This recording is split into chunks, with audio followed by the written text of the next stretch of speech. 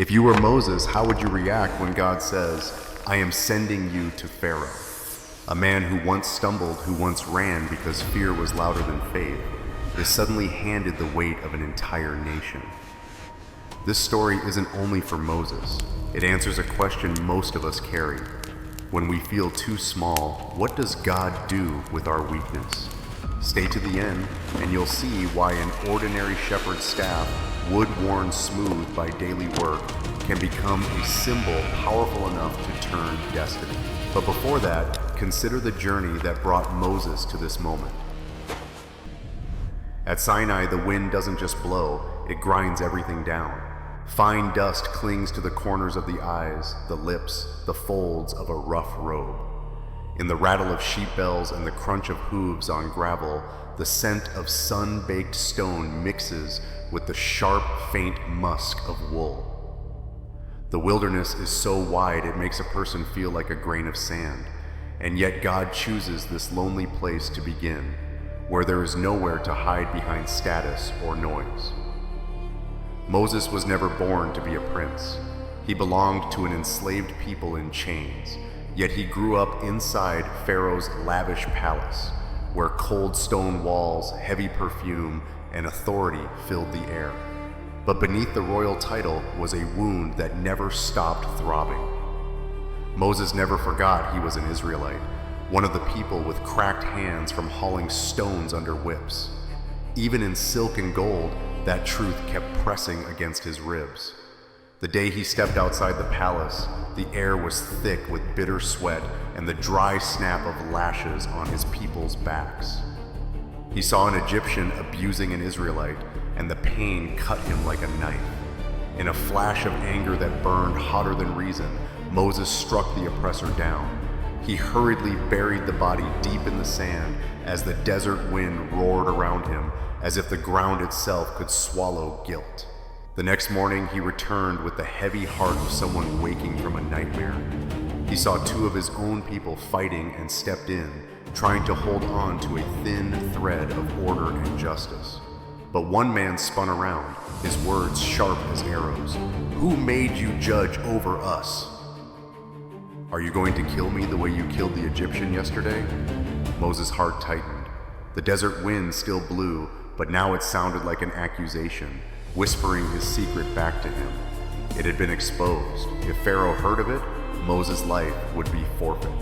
He had to flee immediately. Moses ran. He ran from the soldiers' footsteps, from the court's judging eyes, and he stripped off the shining name Prince that once seemed to fit. The Sinai wilderness received him with skin-searing heat by day and bone-deep cold by night. Every lonely step through dust and sand carried a wordless question. Who am I? Where do I truly belong? Until he reached Midian, a far borderland beyond the reach of danger. By a well, with a throat dry and a soul worn thin, Moses saw 7 young women trying to draw water for their flocks. Local shepherds shoved them away. Moses had no royal power, only the instinct of a man who could not watch injustice and stay silent. He stepped forward, defended them, and helped pull the water up. The splash of it dropping into the deep well, the cool spray on his cracked hands, felt like a quiet resurrection in the middle of a vast wilderness. The women, grateful, brought him to their father, a priest named Jethro. Moses was welcomed and invited to stay. In time, he married Jethro's daughter, Zipporah.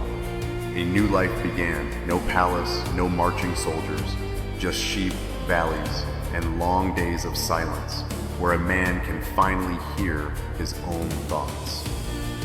Time passed in steady, quiet rhythms. Moses patiently led the flock across steep slopes and barren ravines, where wind slipped through rock cracks and whistled like a lonely song. His hands, once raised in anger, learned the slow discipline of guiding, waiting, protecting.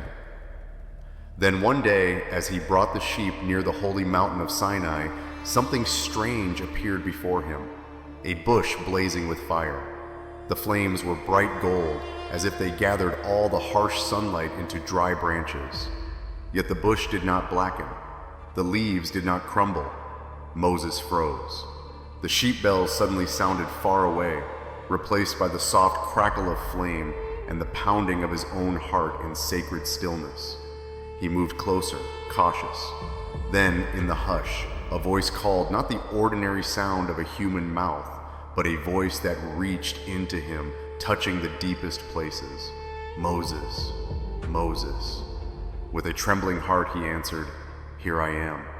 From the center of that holy fire, God revealed himself, the God of Abraham, the God of Isaac, the God of Jacob.